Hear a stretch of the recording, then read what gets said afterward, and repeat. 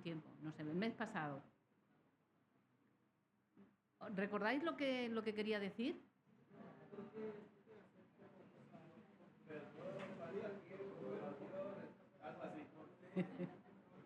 No, mira, la primera y la segunda es por favor.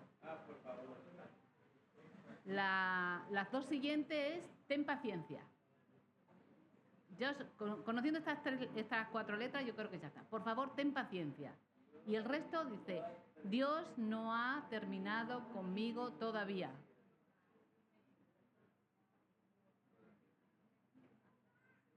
Por favor, ten paciencia, Dios no ha terminado conmigo todavía. Ahora se ve bien. Panan, no tengo que pararme, ¿no?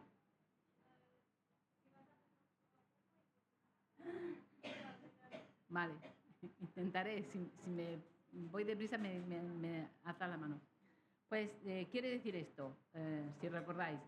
Por favor, ten paciencia. Dios no ha terminado conmigo todavía.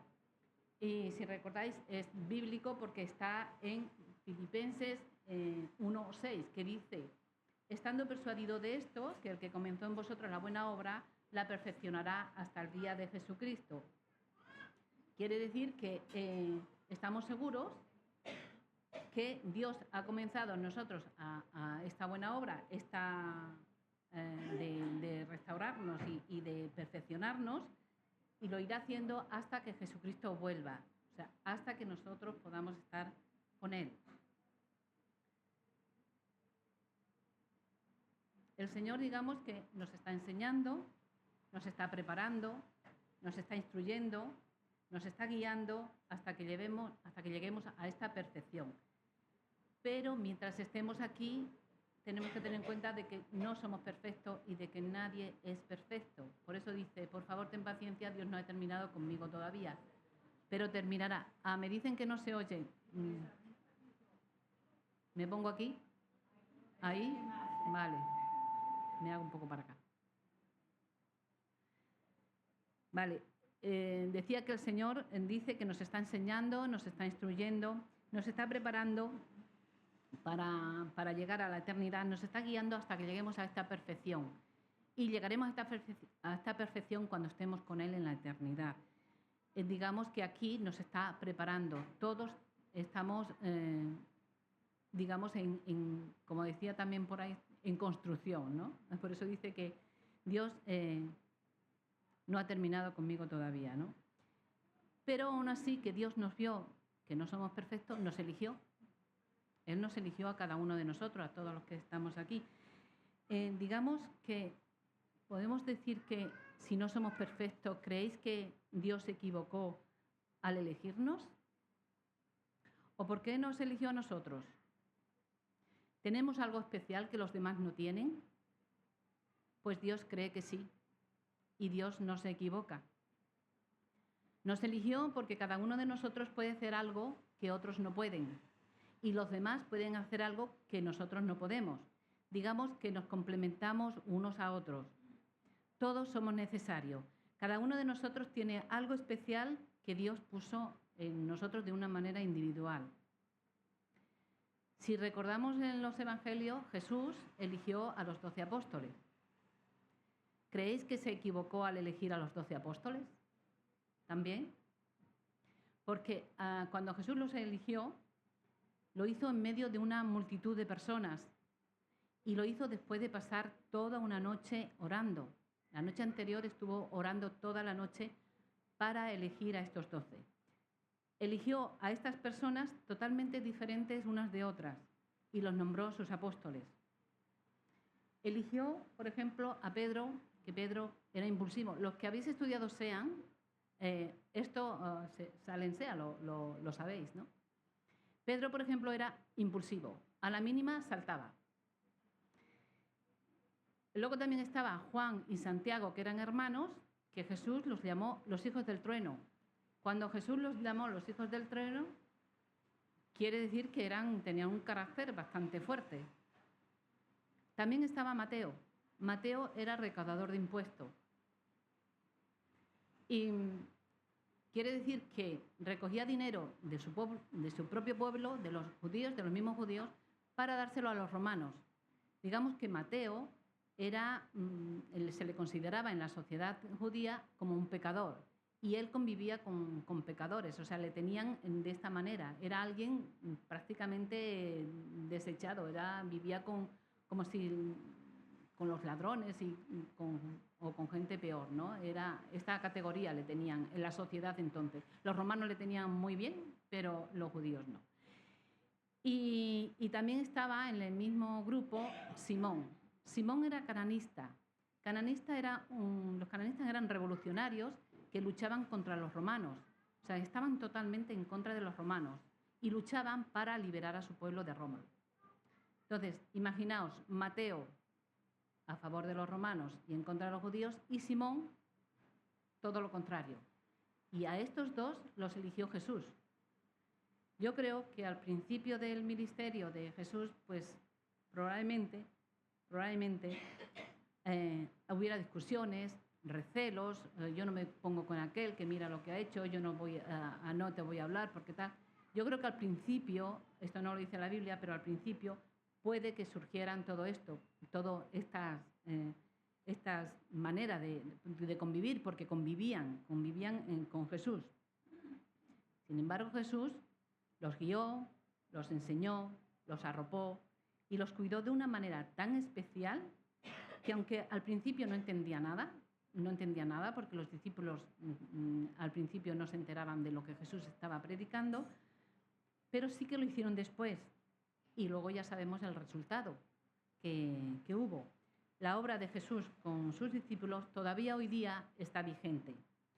Jesús sabía cómo eran cada uno de ellos y cómo actuarían entre ellos. Pero Jesús no vio eso. Jesús vio el futuro, vio el después, vio lo que cada uno de ellos haría a pesar de las diferencias que tenían entre ellos. Él vio el resultado. Esos 12 eran los adecuados. Bueno, nosotros ahora ya, después de tantos años, también sabemos el resultado. Jesús no se equivocó. Cada uno de ellos era valioso para Dios. Bueno, sabemos que falló uno, pero sabemos el porqué, ¿no? Cada uno de ellos era valioso para Dios. Nosotros también lo somos. Somos muy valiosos para Dios y también somos diferentes unos de otros. Es verdad que de la misma manera que lo hicieron los apóstoles, nosotros también debemos ir creciendo. Tenemos al mismo Jesús y además tenemos sus instrucciones en la Biblia, que tenemos el Nuevo Testamento. Los apóstoles solamente tenían el Antiguo Testamento, pero nosotros tenemos el Antiguo y el Nuevo. O sea, tenemos ventaja, vamos por ese paso por delante. Tenemos estas instrucciones en la Biblia para llegar a cumplir con el propósito que Dios tiene para nosotros en el lugar donde nos ha puesto. Entender el propósito de Dios para poder llevarle a cabo debería ser prioridad en nuestras vidas.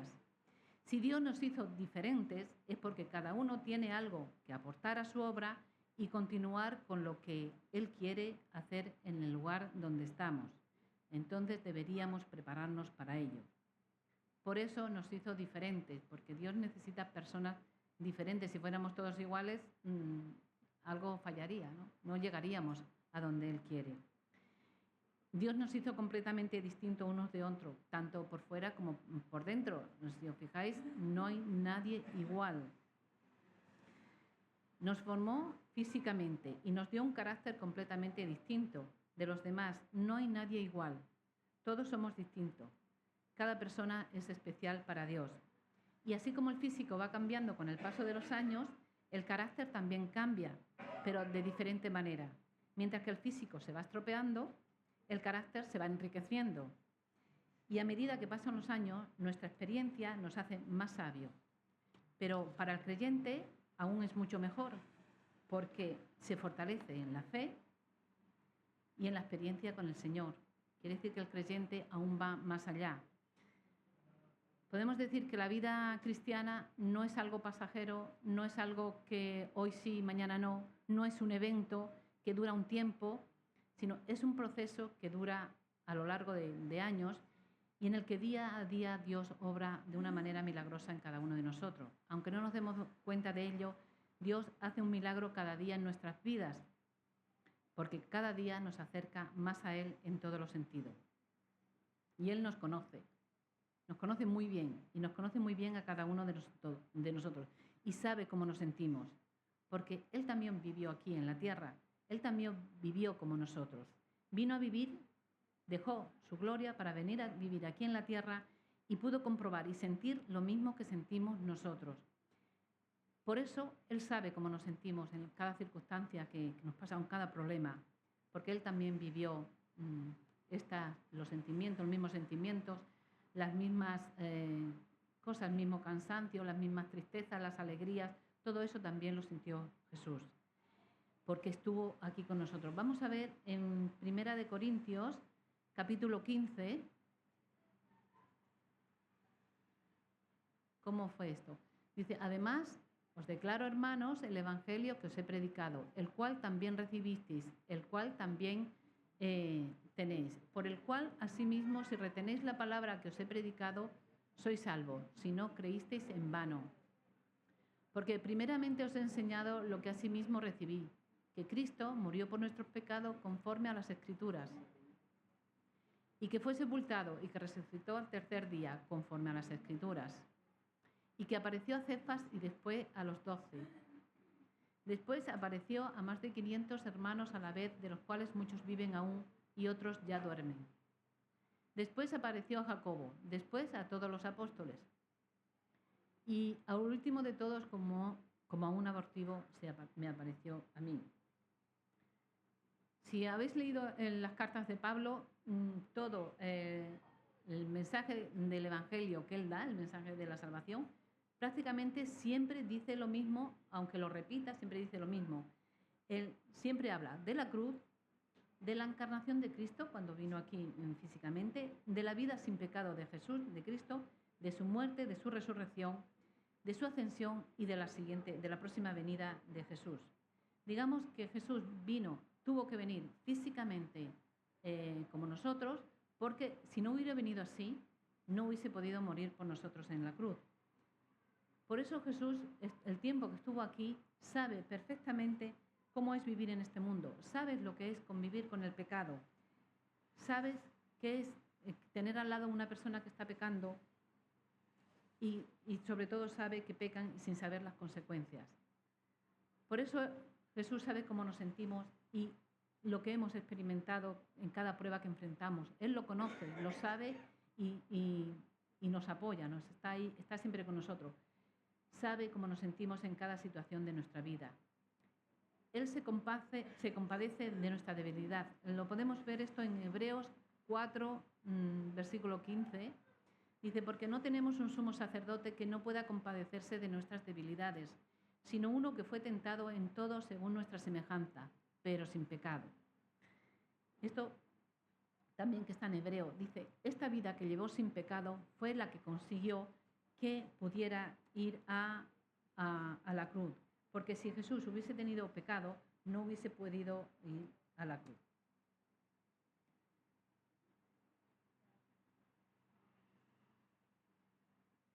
Esta vida sin pecado, esta manera de hacer las cosas cuando Él estuvo aquí, esta manera que estaba, si recordamos también lo que he dicho antes, que Jesús estaba rodeado siempre de pecadores, porque Él lo dijo, he venido a por los enfermos, no a por los sanos. Entonces Él siempre estaba entre los pecadores, siempre estaba entre personas que realmente le necesitaban. ¿Y qué hizo? Amar a los pecadores. Nos dejó ahí ese ejemplo también, para que Él, de la misma manera que Él vivió, nosotros tengamos esa manera de hacerlo, porque Él sabía lo que había, Él sabía cómo eran los demás, cómo somos nosotros, Él lo sabe todo, sabe hasta dónde podemos llegar y hasta dónde no. Murió en nuestro lugar, no solamente vino aquí, vino para eso, murió en nuestro lugar. Y a causa de muerte en la cruz, estamos completamente perdonados por nuestros pecados. Incluso los pecados que aparecen pues cuando menos lo esperamos, porque yo muchas veces meto la pata y me doy cuenta al cabo de un tiempo o al rato, digo, anda, ya he vuelto a meter la pata otra vez, ¿no? Entonces, con todo esto, Dios sabe cómo somos y lo que hacemos. Él no está enfadado ni está, digamos, que nos quiere apartar. Él siempre va a estar ahí con nosotros. Jesús está sentado a la derecha del Padre y además continuamente nos está defendiendo delante de Él. Jesús dice que es nuestro abogado y que nos defiende delante del Padre. Yo creo que tiene que tener mucho trabajo, por lo menos conmigo. Digamos que Él está ahí intentando que nosotros lleguemos hasta el final, que vayamos hacia adelante, que nos está haciendo como los apóstoles. Tenemos el mismo Jesús, nos está cuidando, nos está arropando, nos está guiando. Está guiando, está intercediendo por nosotros en todo momento. Todo eso lo hizo en la cruz, pero es que además al tercer día resucitó y su resurrección nos hizo que fuéramos justificados, no solamente perdonados, sino justificados. Y ahora ya no somos esclavos del pecado, estamos justificados delante de Dios. Quiere decir que no vamos a tener que preocuparnos por el pecado. Ya eso lo hizo Cristo, lo hizo Jesús, y a causa de su resurrección sabemos que ahora el poder del pecado en nuestra vida se ha roto y ya no tiene el mismo poder que antes. Ahora podemos tener la fuerza, después de todo esto, para seguir la lucha contra el pecado, porque ya no somos esclavos de él. Pablo nos dice aquí que lo más importante del Evangelio es la resurrección de Cristo. Si nos damos cuenta, si Jesús no hubiera resucitado, hoy probablemente no estaríamos aquí. Jesús venció a la muerte y por eso estamos aquí. Si no hubiese sido por esto, el Evangelio no tendría sentido. Dios nos declaró justo, ahora podemos presentarnos delante de Dios sin pecado a través de la muerte de Cristo, porque a través de su muerte Él quitó nuestros pecados, pero en su resurrección Él nos dio una entrada segura y amplia al cielo. Podemos decir que estamos en plena justicia de Dios. Además, Pablo también, he dicho antes que también habla de su regreso, de cuando Jesús iba a regresar. Todo esto va en el mismo pack cada vez que lo explica Pablo. Y todo esto en conjunto, digamos que es el Evangelio, es la buena noticia del Evangelio. Cristo murió por nuestros pecados conforme a las Escrituras, como hemos leído. Fue sepultado y resucitó al tercer día conforme a las Escrituras. Este es el Evangelio y esta es la buena noticia. No hay otro evangelio. Y este evangelio no nos habla a nosotros de lo que debemos hacer, ya está hecho. Ya Cristo lo hizo en la cruz, y cuando resucitó.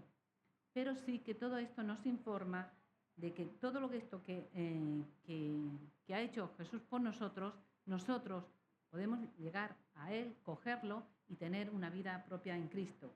Nos ha dado la manera de que tengamos una eternidad con Él. Nos ha salvado del infierno, porque mucha gente pregunta, ¿y de qué nos ha salvado? Nos ha salvado del infierno, nos ha salvado del pecado, nos ha salvado de pasar una eternidad en el infierno. Y ya sabemos cómo describió Jesús el infierno. Dijo que allí será el lloro y el crujir de dientes. Palabras de Jesús, no mías, ¿eh? Digamos que Jesús nos ha salvado del infierno y nos ha abierto las puertas del cielo para que pasemos la eternidad con Él y para aquí, al mismo tiempo, mientras estemos aquí, tengamos una vida plena en Él. Estemos, pues, refugiados en Cristo, que no quiere decir que no vayamos a tener problemas vamos a seguir teniendo, pero como siempre he dicho, no tienes que pasar un problema solo, ahora tienes a Cristo, tenemos a Cristo. Jesús, cuando resucitó, dejó la tumba vacía y nos dio vida nueva para que tengamos esta vida plena en Él. Digamos que al reconocer que la tumba estaba vacía, o al ver los apóstoles cuando vieron que estaba la tumba vacía, ahí hubo todo es que sería entrar en otro tema, que hoy no quería entrar en este tema, sobre la resurrección de Jesús. Pero la tumba vacía significaba que nosotros tenemos una nueva vida en Cristo, una nueva vida con Él, una vida plena en todos los sentidos. En Juan 10:10 Dice que Jesús vino para que tengamos vida y para que la tengamos en abundancia. Hay una anécdota que cuenta de una profesora de la escuela dominical que hizo una actividad con sus estudiantes y a cada uno le dio una cajita vacía y le pidió que buscaran algo para meter en esta cajita que representara vida nueva, una vida nueva, y lo pusieran dentro de esta cajita. Entre los estudiantes que tenía había un niño de 8 años que se llamaba Esteban, que tenía una enfermedad que le hacía ir más retrasado de lo normal, era una enfermedad bastante complicada y le hacía ir más retrasado de lo normal. Y la maestra no quería avergonzar a Esteban, así que pidió que los niños, les dijo a los niños que le entregaran la cajita a ella, pero sin poner su nombre, para que no hubiera, sobre todo ella pensando en Esteban.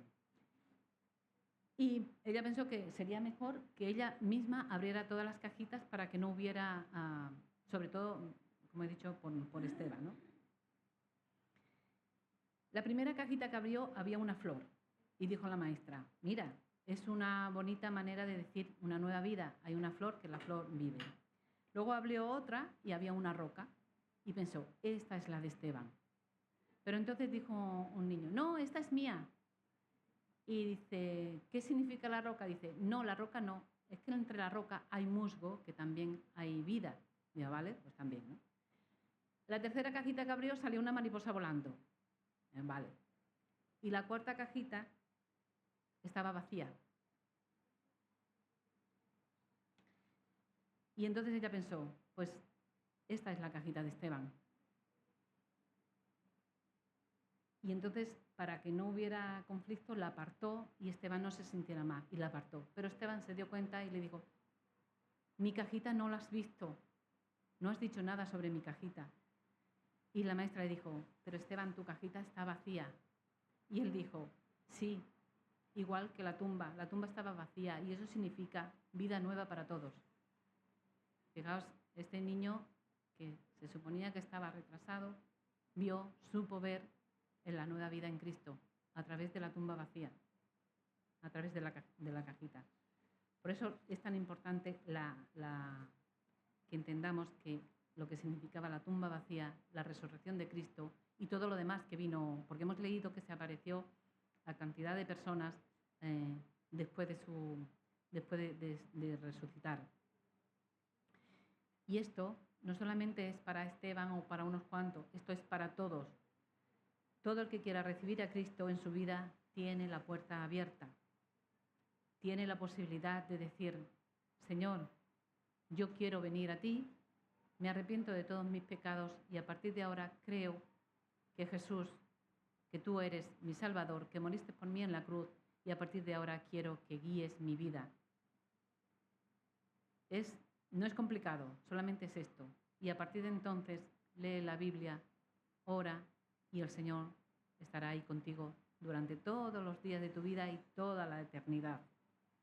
Esto es muy importante.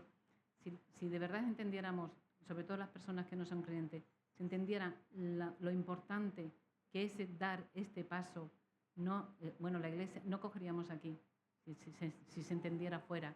Muchas veces lo pienso, si la gente realmente supiera lo que significa estar dentro del Evangelio, las iglesias estarían llenas completamente de esto. Pero bueno, el Señor también sabe todo esto y Él sigue haciendo la obra a través de nosotros. Así que todo aquel que quiera recibir a Cristo tiene esta oportunidad y de entrar en su reino. Así que debemos prepararnos para hacer la obra de Dios en el lugar donde nos ha puesto. Y también entender que todos somos necesarios, somos diferentes y esto hace que nos complementemos unos a otros. ¿Para qué? Para que este evangelio que Pablo explica una y otra vez, le podamos vivir, le podamos llevar a tantas personas que lo necesitan y que hay personas que están buscando, pero que buscan mal. Entonces, ese es nuestro trabajo. Pues que el Señor nos bendiga.